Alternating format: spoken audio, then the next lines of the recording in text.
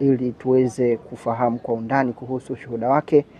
Huyu ni mtumishi wa Mungu ambaye alikuwa katika vifungo vya nguvu za giza. Ametumika huko kama mtumishi wa shetani kwa muda mrefu katika masuala ya uchawi, masuala ya ushirikina, nguvu za giza kwa ujumla na vitengo mbalimbali ambavyo ametumikia kwa muda mrefu. Kwa sasa ni mtumishi wa Mungu, mchungaji.